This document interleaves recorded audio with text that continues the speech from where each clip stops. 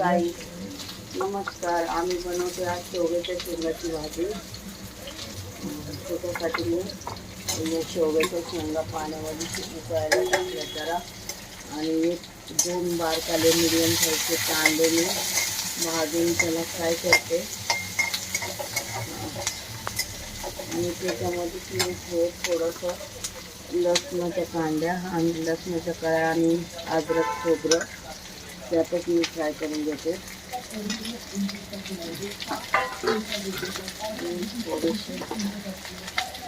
थोडेसे शेंगदाणे टाकते त्यातच, थोडेसे शेंगदाणे टाकते.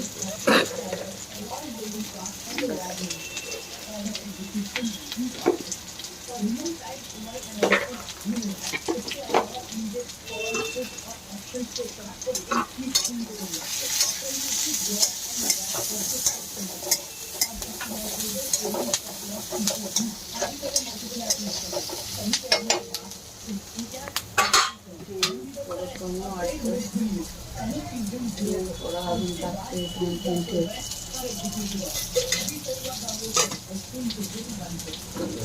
ज्या 4 हिरव्या मिरच्या मी धुवून ठेवलेल्या त्याही टाकल्या.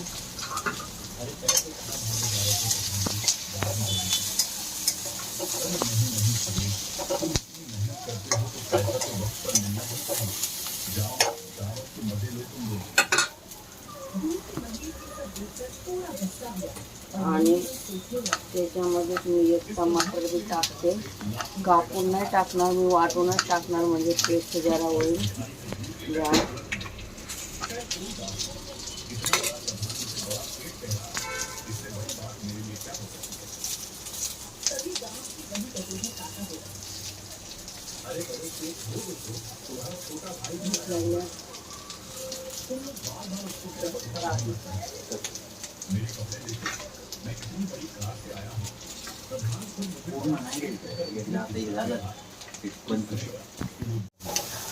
गाईस, मी आज शेवगा बटाट्याची भाजी करते संध्याकाळी.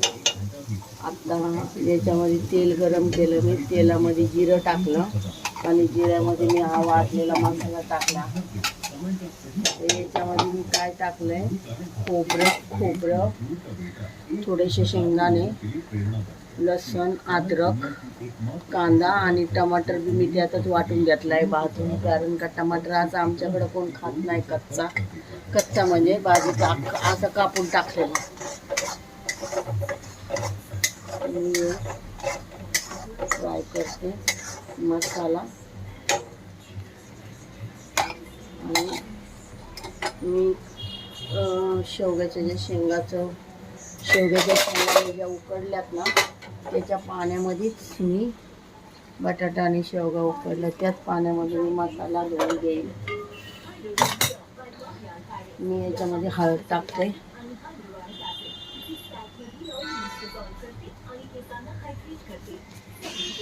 मी आता हळद टाकते.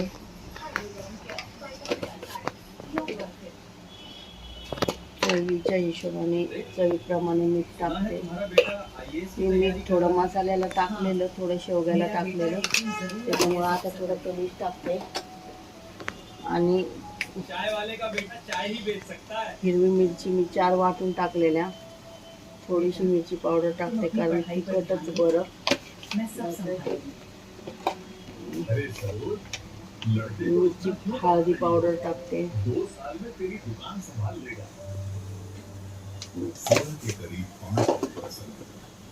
शहर अभी पूरी तरह जागा नहीं, लेकिन बस स्टैंड के बाहर बनी छोटी सी चाय की दुकान पर चल चुका धुएं के साथ उबलती चाय की खुशबू। उस दुकान को चलाने वाली औरत का नाम सरोज है।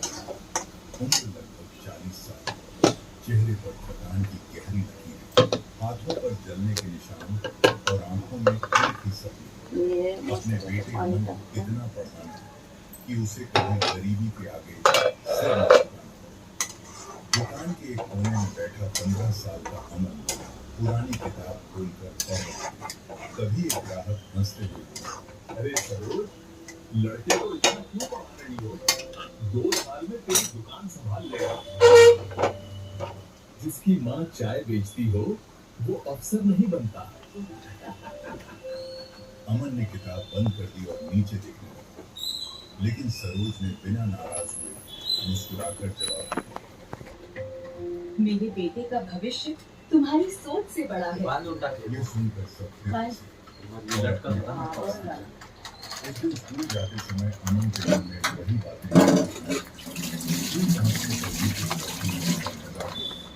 किसी ने कहा, थोड़ा सा गरम मसाला। किसी ने उसकी पुरानी यूनिफॉर्म देखकर किसी को। अमन ने कुछ नहीं कहा। छुट्टी के बाद वो सीधे दुकान पर आया और माँ का हाथ बटाने लगा।